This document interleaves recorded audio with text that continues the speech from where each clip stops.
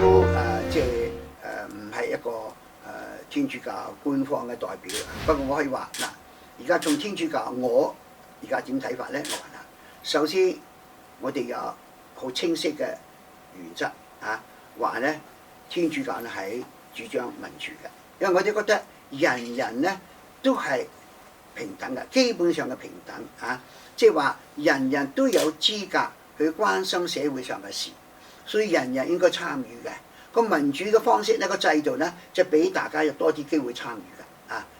當然咧，教會都有好多文件裏邊咧都話咧，制度咧唔係絕對嘅，啊，制度咧未必可以解決所有嘅問題嘅，啊，不過制度咧都可以有幫助嘅。一個好嘅制度咧就幫助人啊，唔係話崇拜民主嘅制度。不過我哋話對照一下，比較一下咧，民主嘅制度咧一定係好過冇民主嘅啊。好啦，咁而家點爭取民主咧？啊，咁當然我哋都話民主咧都有程度噶嘛嚇，咁所以都要睇有冇條件啦，係咪？呢個條件咧，我睇咧，我哋香港咧係會好即係優秀嘅條件，因為香港個教育程度咧係相當高嘅，係咪？爭取民主嗰陣時，當然我哋教會任何嘅爭取咧，優先話係要用和平嘅方法嘅，係咪？好啦，咁用和平話就係用對話啦，啊用議論啦，啊。咁但係我哋都知道咧，啊，事實上咧好多次爭取民主或者爭取人權啊，未必一定即係用對話成功，因為對話咧肯定要兩邊都有善意噶嘛，係嘛？如果一邊完全唔肯讓步嘅咧，就你對話咧未必成功噶，啊唔係因為你唔肯對話，啊你嘅對話唔成功，所以我哋話係用晒對話嘅方法之後，啊。可唔可以用啲其他比較所謂激進啲嘅方法去爭取咧？教會話可以㗎。咁即係完全相對嘅咯喎。呢度就係話我哋喺呢個情形之中已經到咗呢個情形未啊？已經到咗對話已經唔得啊！咁我哋話唔係，我哋都主張仲要繼續對話啊！咁主張呢個佔中嘅嗰三位發起人咧都話我哋喺要好多對話添係嘛？所以有啲人甚至話哇咁長嘅時間對話，咁係。好有誠意咧，係從對話開始嘅。咁所以我哋教區出嚟嘅聲明咧，都話希望繼續咧，再用對話去爭取啦。咁但係都要睇呢個對話會唔會有效果咧？如果萬一個對話都爭取唔到，咁可唔可以做啲比較激進啲嘅行動咧？教會嘅訓導裏邊話係可以㗎，甚至喺教會嘅天主教教理裏邊話咧，甚至都一個最極端嘅處境咧，用暴力都可以添啊！呢個我哋天主教教理裏邊有嘅啊。咁當然有好多條件啦完全嗰啲條件應該成立咁先可以咁啊。咁而家我哋絕對唔覺得我哋到呢個地步，我哋唔會贊成暴力啊！呢度好清楚和平同埋以愛心去戰爭啊！咁所以咧，我哋教區出咗一個聲明係非常之好嘅啊！佢話如果對話都唔成功咧，某些人可能會考慮咁係。佢哋都話呢個文件都話咧係可以考慮嘅喎，咁所以嗰陣時咁點做咧？咁教會都好謹慎話嗰陣時咧就大家照自己良心去做即係呢啲嘢咧，因為有某個程度嘅相對性啦絕對唔應該強迫任何人做，所以教會唔會話以教會嘅名義鼓勵大家去參加，絕對唔會嘅甚至會謹慎話咧，後生仔唔好參加啦即係知道呢個而家我哋所講嘅咧。叫做公民抗命係咪？咁但係公民抗命咧，唔係一件我哋發明出嚟嘅嘢係咪？全世界有少少知識嘅人都知道公民抗命咧，唔係等於話任何嘅犯法嘅行動嚟嘅係一個為咗一個更高嘅目標去違反呢個法律嘅咁所以我哋嘅教區有位副主教都解釋呢個文句話咧，犯法咧唔等於話犯罪因為有時犯法咧係可以接受嘅。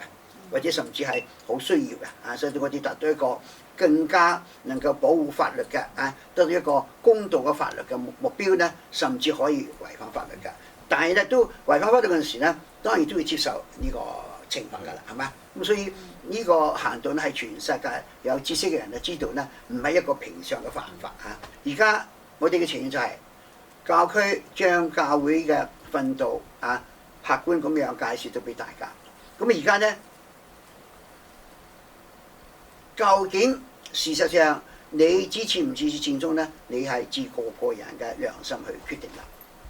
但你決定嗰陣時咧，你都唔好批評其他啲人啊，因為每人可能有唔同嘅睇法，但係咧佢都係有一樣嘅目標，而且咧即係都有教會嘅道理做基礎咧，話可以咁做嘅。咁所以咧，我覺得我哋天主教咧就幾容易可以咧有呢咁樣嘅共識，同時開放俾大家照自己良心去決定，係咪？有教有一部分咧係覺得佔中係有問題。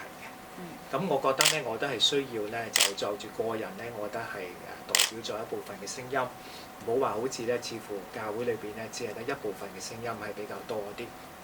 咁就住呢一個咧，我自己嘅觀感覺得咧，就係話當然我完全同意書記頭先所講好多嘅嘢嘅。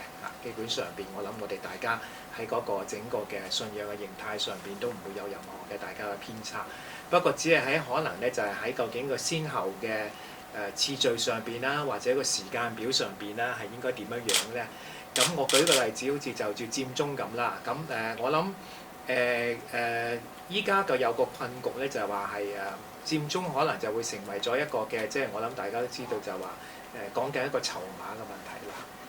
咁依個都講過好多次㗎啦。咁但係問題咧，我個人嘅覺得咧就如果作為一個宗教人士咧，我自己覺得就呢個似乎就有少少我自己覺得唔係太過接受得到嘅一個嘅 bargaining 嘅方法。咁我自己會覺得就話咧，應該喺商討之後，如果真係要做嘅話咧，反而就唔好成為一個嘅好似一個口號咁，因為可能太早一啲。即係個佔中嗰個口號嚟得比較早一啲咁以至當然啦，係一個話就話唔想做，不過又好似乎俾人嘅感覺，因為我都聽過有啲人嘅感覺覺得咧，就會覺得有少少嘅好似類似於一啲嘅要挾或者係一啲嘅似乎係一啲唔係太好嘅一個嘅攞香港嘅經濟嚟到挾持咗。咁我個人嚟講都覺得咧，就係我諗係大家係個時間上邊嘅啫即係最下喺個時間上邊，究竟幾時去表達呢樣嘢咧？咁可能係會緊要一啲或者係到時間上邊嘅呢一個係比較緊要啲。咁如果喺咁早嘅時間咧，我覺得特別喺香港今次2017嘅普選咧，因為事實上邊咧，以我所嘅有限嘅知識理解咧，我估全世界都冇試過喺香港咁嘅一國兩制底下咧，有一個咁樣嘅普選嘅情況嘅。最好咧就係有一個檢討嘅機制咧，讓大家都能夠係睇咗今次2017實質嘅結果係點樣嘅之後咧，再進行下一次嘅檢討咧，咁會大家理性一啲。因為依家大家都好多嘅猜度，咁令到個社會咧，我覺得最唔開心喺今次當中咧，就係社會嘅撕裂啦。宗教界更加咧，連教會都係啦即係為咗一個嘅議題。其實呢個議題本來唔應該嘅，因為正如聖經所講咧，冇一樣嘢可以使我哋與基督嘅愛去到隔絕。難道係呢個普選嗎？即係我覺得呢一個係唔應該係咁樣樣，亦都唔應該係佔中嘅議題。其實咧，所謂議題派組咧，係一個好大嘅過程嚟嘅。過去1年其實都係在商議當中。呢一次和平佔中開創咗香港嘅民主嘅文化當中，政治文化裏邊嘅一個先河。呢個先河咧就係一班人坐落嚟，會傾下嗰個爭取民主嘅呢一個國際標準係乜呢？我哋所期望我哋嘅政治制度嘅發展係乜呢？係有幾百人甚至上千人咧，即係討論呢啲議題。所以過去咧，你睇社會嘅運動嘅本身一呼籲好多人上街行街咧，就當了咗一件事。呢一次又開創咗一個喺香港嘅歷史以嚟，就大家坐低落嚟講下普選嘅原則啦，講下咧如果嗰個公民抗命嘅步驟啦，乜嘢係個時機咧？我哋對政府有咩嘅建議咧？其實我哋係喺度討論緊嘅。就算5月6號咧，仍然喺呢個相遇嘅過程嗰裏邊。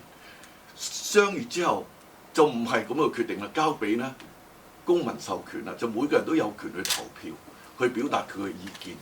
其實如果能夠政府去做呢一個工作咧，其實係最好嘅。不過政府唔做呢一部分喎。咁依家係民間組織咧，似乎去做公民授權。當然做公民授權對我哋民間組織嚟講咧，呢個就係極吃力嘅其實。咁依家咧政府唔做啦，和平佔中咧就透過呢個商議，透過公民嘅投票、全民嘅投票，然後得出一個方案，然後咧透過政黨又好，任何嘅組織係同政府去對話談判。所以和平佔中咧係到逼不得已走完晒呢啲步驟咧先去做。我哋3個人喺過去1年裏邊咧面對好大嘅壓力。呢個壓力因為目前呢個政治氣氛真係實太嘅低沉。